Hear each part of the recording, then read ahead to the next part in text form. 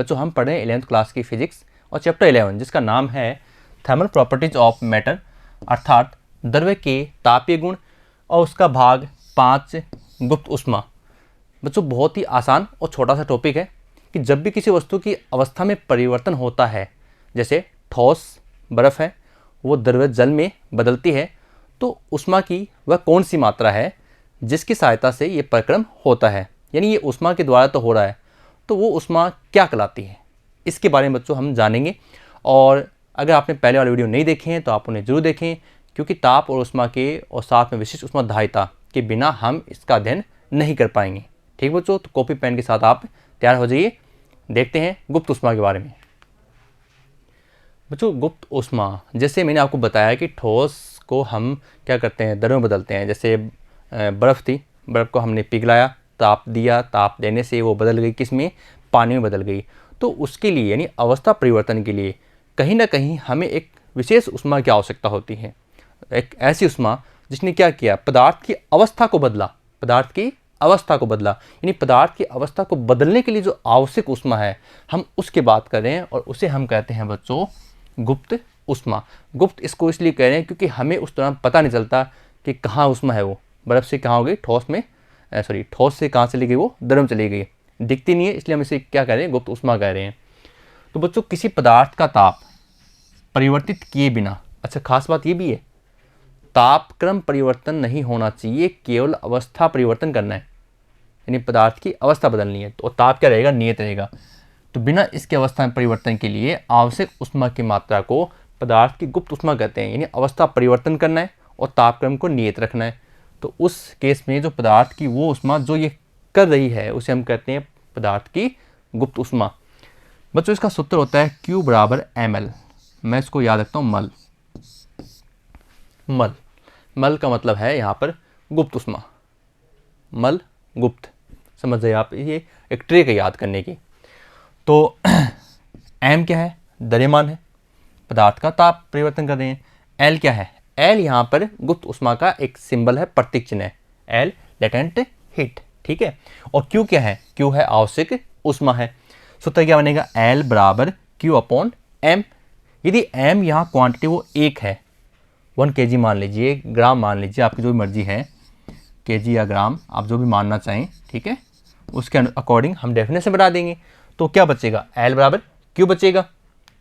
तो परिभाषा क्या बनेगी कि किसी एकांक द्रव्यमान, क्योंकि आपने m का मान 1 लिया है, पदार्थ का ताप को नियत रखना, ये आप इसमें खास बात, अवस्था परिवर्तन लेकिन ताप नियत को नियत रखकर उसके अवस्था परिवर्तन हेतु आवश्यक ऊष्मा की मात्रा को गुप्त ऊष्मा कहते हैं। तो बच्चों गुप्त ऊष्मा किसे कहते हैं, ताप को नियत रखते हुए इकाई द्रव्यमान वाले पदार्थ की अवस्था परिवर्तन के लिए जो आवश्यक ऊष्मा की मात्रा है उसे हम क्या कहेंगे बच्चों, गुप्त ऊष्मा कहेंगे। सूत्र क्या बच्चों, L बराबर Q अपॉन M। जैसे मैंने कहा मल गुप्त होता है, तो L Q बराबर हो गया मल, ये लीजिए, यहाँ से L का मान निकाल दीजिए, L बराबर हो गया Q अपॉन M। मात्रक बनाए इसका, मात्रक देखिए, Q का मात्रक कैलोरी, M अगर मैं ग्राम में लेता हूँ तो ग्राम जाएगा ऊपर, तो ग्राम इनवर्स 1 -1 घात ऊपर चलेगी ना, या जूल के रूप में लीजिए, जूल, Q का हमने लिया जूल, और M का होगा किलोग्राम इनवर्स 1। विमा इसके बनाते हैं तो जूल की होती है m1 L2 T-2, और बट्टा में m1 1 आएगा तो m से m कट जाएगा, तो m0 L2 T-2 होती है। साथ में बच्चों मैं आपको यहाँ एक और जानकारी दे देता हूँ, डिफेंस जो एग्ज़ाम होती हैं उस एग्ज़ाम में कुछ भौतिक राशियाँ ऐसी होती हैं जिनकी विमाएँ समान होती हैं। जैसे आप देख लो, कार्य और ऊर्जा की विमा समान होती है ना, इसके अलावा कार्य, ऊर्जा और बल आघूर्ण, इनकी भी विमा समान होती हैं, ठीक है ना। संवेग आवेग, यानी ऐसे जोड़े जिनकी विमा क्या होती हैं, समान होती हैं। और ये ऐसे क्वेश्चन कॉम्पिटिशन एग्जाम में आते हैं कि जैसे कार्य का पूछते हैं, कार्य व ऊर्जा की विमा निम्न में से किसके समान होती है, ऑप्शन में दे रखा है बल आघूर्ण, बिल्कुल बल आघूर्ण समान होती है। तो ऐसे ही गुप्त ऊष्मा की विमा गुरुत्व विभव, जो आप गुरुत्वाकर्षण का चैप्टर पढ़ोगे उसमें एक टॉपिक आएगा गुरुत्व विभव। कौन सा, गुरुत्वीय विभव।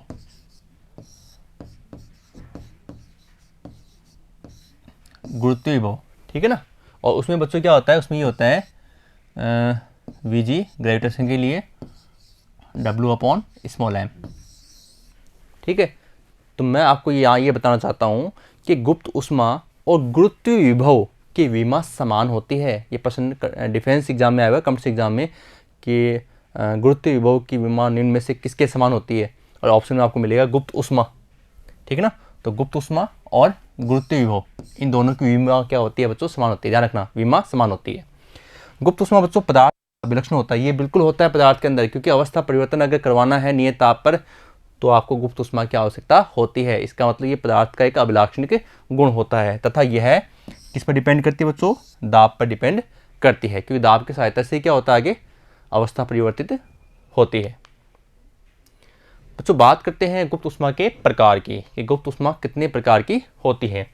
गलन या संगलन, जैसे मैंने आपको बताया गलन होता है ठोस से द्रव्य, और द्रव्य से वापस ठोस होता है संगलन। आपको पिछले वीडियो में आपको ये बताया गया था कि गुप्त उष्मा के बारे में हमें जानना है, LF।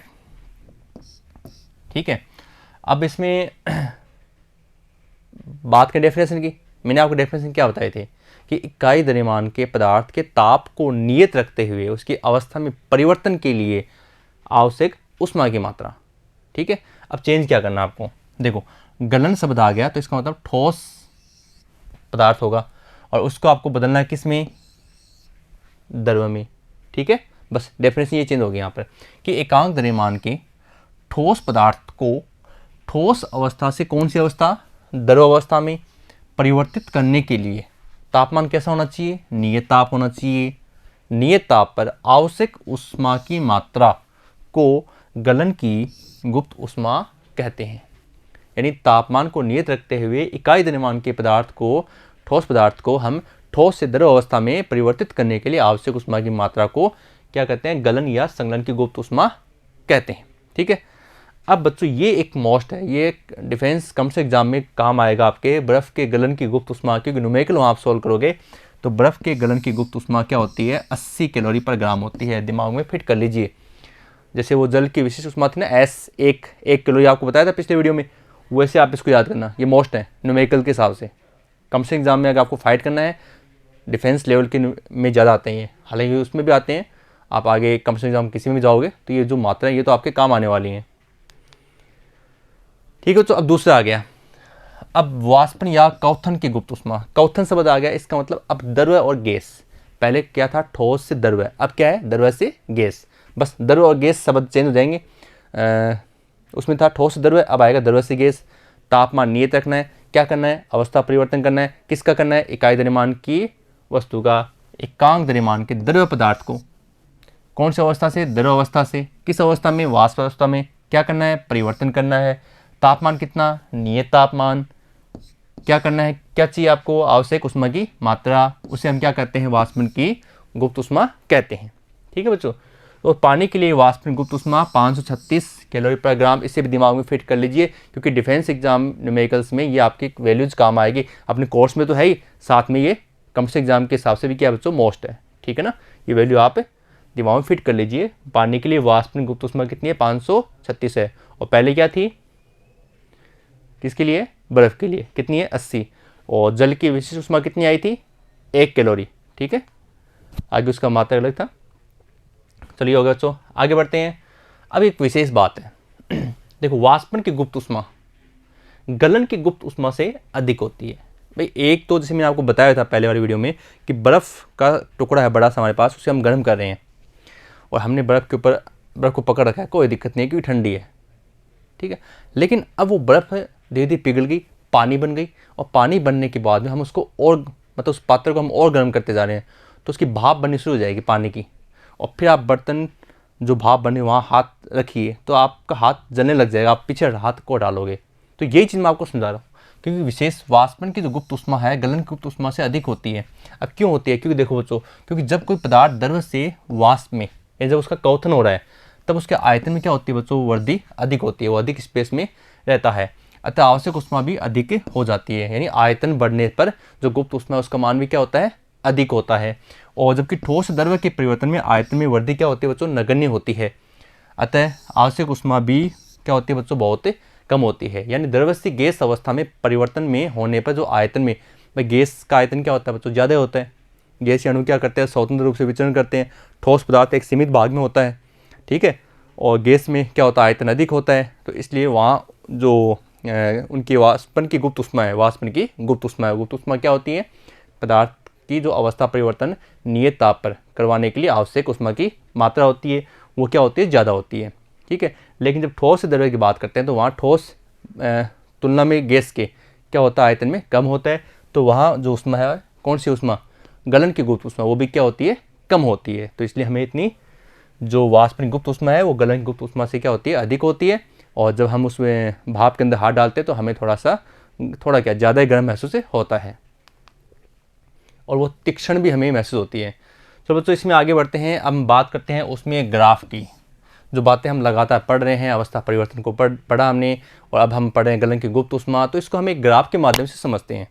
ठीक है, उसमें ग्राफ कहते कैसे हैं, तो आप कहेंगे ताप और ऊष्मा ताप और ऊष्मा के मध्य खींचे गए ग्राफ को हम कहते हैं ऊष्मीय ग्राफ। कि हीटिंग को दिखाना है आपको वक्र के रूप में, तो कैसे दिखाएंगे।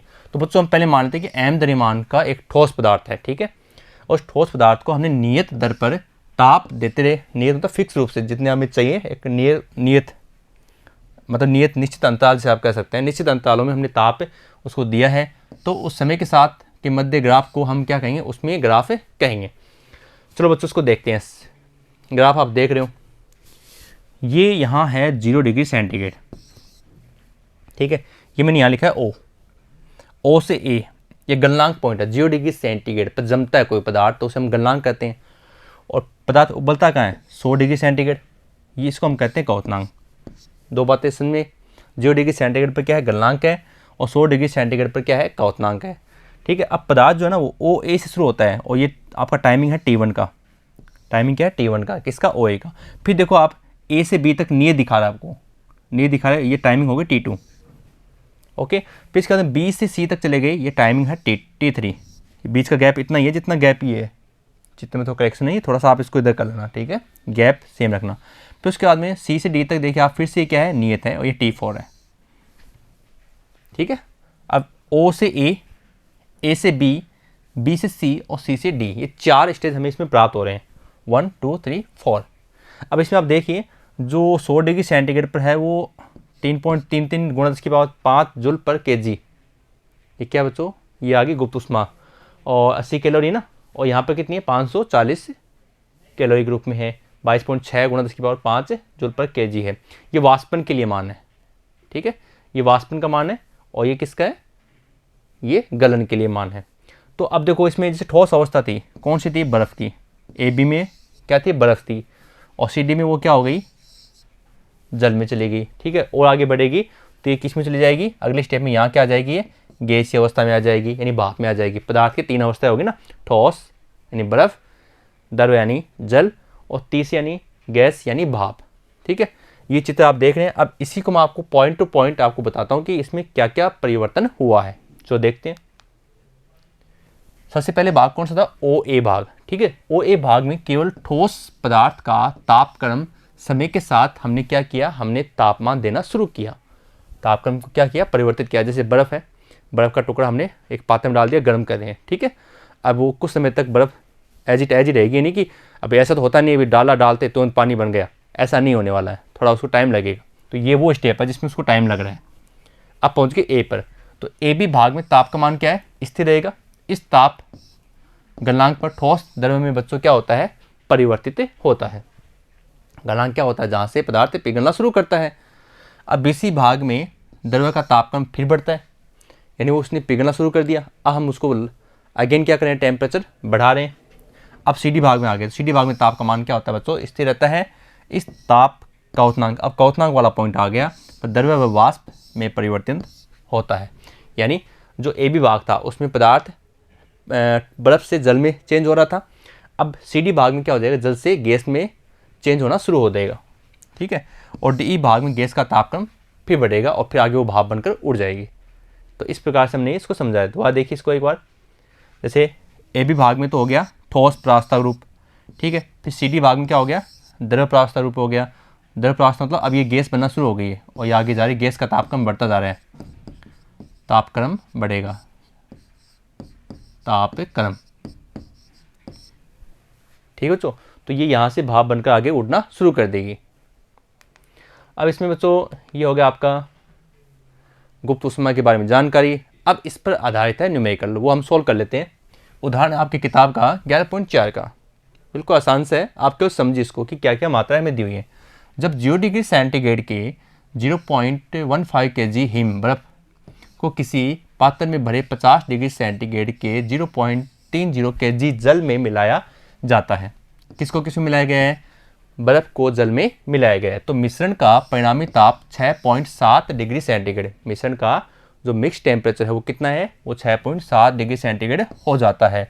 तो हिम के संगलन की ऊष्मा परिकलित कीजिए, जबकि मैंने कहा था ना, पिछले वीडियो में कहा था कि कुछ वैल्यूज होती हैं जो आपको दी जाती हैं, लेकिन आपको पानी की तो याद भी करनी है। मैंने ये भी कहा था आपको 4186 जूल के रूप में, जूल किलोग्राम के रूप में। बिल्कुल आसान से जो मान हमें दिए गए वो लिख लीजिए आप। M1 का मान दिया हुआ है 0.15 kg, डेल्टा T1 है 6.7 माइनस 0, मिक्स टेम्परेचर है 0 डिग्री सेंटीग्रेड से शुरू हुआ, मिक्स टेम्परेचर कितना 6.7 है, लास्ट में कितना आएगा 6.7 डिग्री सेंटीग्रेड बचेगा। M2 मान जल के लिए, बर्फ के हिम के लिए हो गया, ये जल के लिए 0.30 kg, delta T2 43.3 degree centigrade.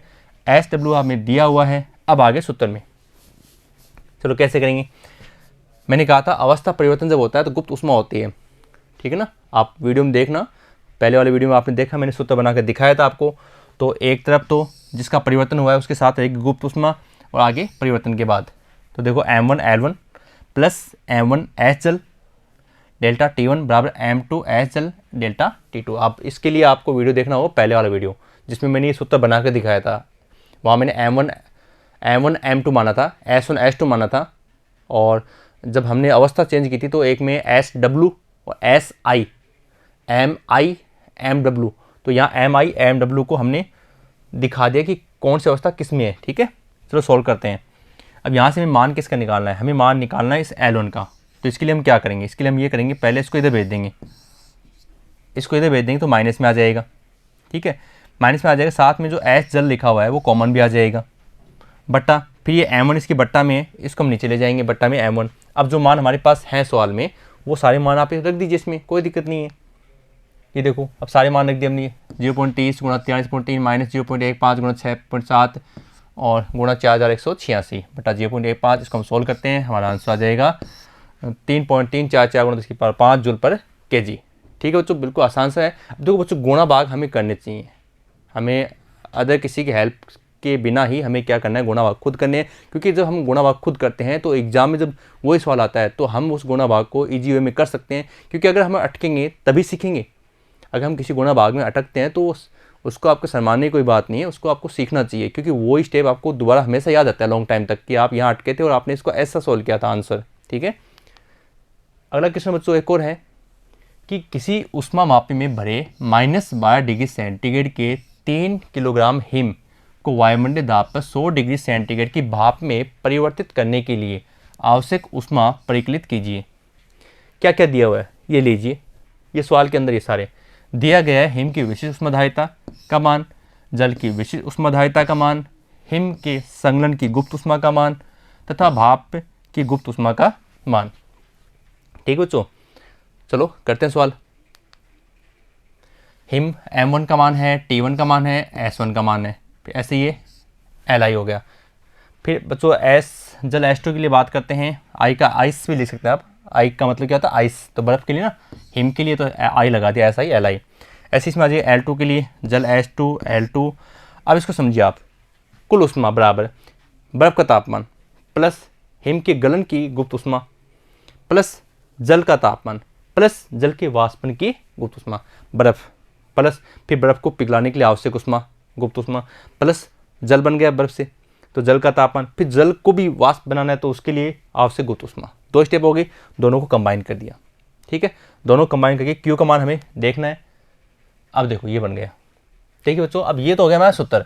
अब हम क्या करेंगे, अब इसको सोल्व करेंगे। सोल्व कैसे करेंगे देखिए, M1 S1 ओके, फिर डेल्टा T1 को सोल्व करेंगे। डेल्टा T1 ताप में परिवर्तन 0 और -12, तो बाद में कितना हुआ 0, पहले कितना था -12, ये हो गया सोल्व। फिर प्लस M1 L1 ये आ गया सेम, फिर प्लस M2 S2 और डेल्टा T2, ये लीजिए डेल्टा T2 कहाँ तक पहुँच गया, 100 तक पहुँच गया, तो 100 - 0 हो गया, प्लस M1 L2 ये प्लस एक बार ये ठीक है। फिर बच्चों देखो, अब इनकी वैल्यूज रख दीजिए आप। M1 का मान रख दिया, S1 21 हो गया, यहाँ से आ गया +12, गुणा में आएगा इसके साथ, ठीक है। फिर +3, L1 का मान आपको दिया हुआ, ये लीजिए। फिर +M1 3, S2 का मान हो गया, इसमें से आ गया 100, प्लस M1 3, और ये आ गया L2 का मान, ठीक है। इसको मैं सॉल्व किया, फर्स्ट मान ये हो गया, और ये इसके सारे मान हमने गुणा भाग से प्राप्त कर लिए, और लास्ट में इसको हमने ये लिख दिया 9.1 गुणा 10⁶ जूल, ठीक है बच्चों। तो इस प्रकार बच्चों इस वीडियो में हमने जाना कि किस प्रकार पदार्थ के तापमान को नियत रखकर अवस्था परिवर्तन किया जाता है, और उसके लिए आवश्यक ऊष्मा जो है गुप्त ऊष्मा, उसके बारे में हमने जानकारी प्राप्त की। अब बच्चों हम ये देखेंगे कि जो ऊष्मा जो है इसको हम कितने प्रकार से एक पदार्थ से दूसरे पदार्थ को दे सकते हैं, यानी हम पढ़ेंगे ऊष्मा का स्थानांतरण कि वो कितने प्रकार से होता है। अगर इस वीडियो में कहीं समस्या है तो आप वीडियो को पॉज कीजिए और वहाँ आप उसको दोबारा सुनिए, और फिर उसको दोबारा नोट्स को ध्यान से बनाते हुए उसको समझिए आप, ठीक है। और बच्चों ऊष्मा के स्थानांतरण को समझने के लिए हम देखेंगे नेक्स्ट वीडियो। तो बच्चों मिलते हैं अगले वीडियो में, धन्यवाद।